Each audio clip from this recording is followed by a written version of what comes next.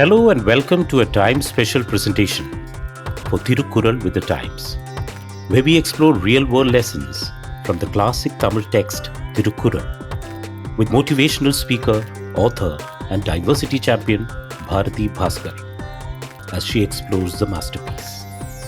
In times of desperation and uncertainty, what or whom does one turn to? Philosophers from time immemorial have pondered over such questions, and also over one's purpose and role in this universe. The writer elucidates Valluvar's thoughts on the subject through a difficult experience she had to undergo recently. There is undoubtedly a time and space when every thinking individual would ponder the meaninglessness of everything, gazing into the future to confront one's mortality that makes one's ego vanish. Do our lives matter at all in the grand scheme of things? At the time that we were created in our mother's womb, when thousands of our siblings were swimming towards the egg, what if we did not make it but someone else did? What would this universe be for us if we were never born? As Erwin Schrödinger said, are our lives a mere play before the empty benches? On one hand, our lives look very enormous.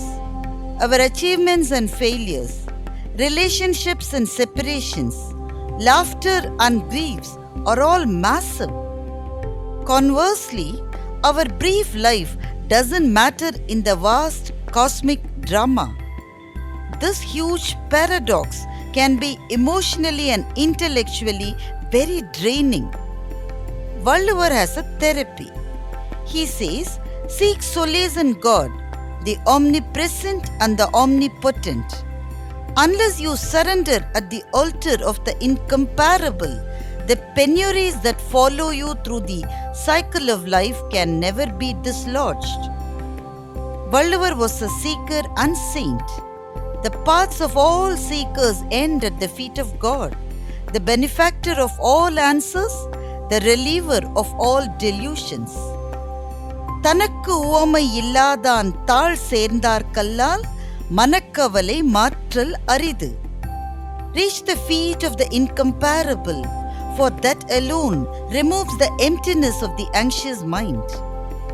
The darkness and miseries, even life-threatening situations, can be met with equanimity and composure if we hold the invisible hand of Almighty. I had a personal experience of this. I spent 22 days in the hospital, mostly in ICU, when I was down with a severe ailment. A person is never alone in the ICU, as there are only thin plywood boards separating patients. New admissions are done more at night or in the wee hours of the morning than during the daytime. The nights were always full of noises, the beeping sound of the monitoring equipment, whining moans from patients, and the hurried footsteps of doctors who the nurses awakened. I was sleepless like an owl during the long nights. However, the ICU is also a place where one is very lonely, away from your loved ones, distanced from the world that you believed was your place, uncertain about the future, reminiscing the past and regretting the present. After a couple of days, I found a way to avoid falling into the pit of despair.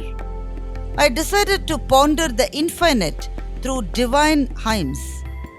The hymns brought me immense peace in the vestiges of darkness and solitude. The empty void was filled with a luminous embrace of hope. Then the magic happened. I mostly recited the 10 pasurams written by Kulasekara Alvar about Lord Vishnu at Tirupati. Kulasekara Alvar was a king who longed to be a monk. He yearned to visit the Lord at Tirupati, but his duties kept him from traveling. The ache in his soul came out in his songs, where he desired to be a fish at the pond at Tirupati, or a crane there, or a bush, or a road through the hilly terrain, or even a river, or maybe the step to the altar of God. Repeated recital of the chants gave me strength. After a while, it was not about the religion or the deity. It became a journey that one takes within oneself, not restricted to this life, but also through the multitudes of lives with God as the sole companion. The great companion shows us gently where we need to grow and empower us to become better versions of ourselves. The experience for me was so transformative, and I saw myself becoming calmer, responding more to the medicines, and recovering faster. It did not matter that the monitors were constantly making noises. It was okay that the nurses were trying to find a vein in my hand. It was all right that I had to be taken for scans repeatedly. I was progressing, and I was discharged sooner than my family expected.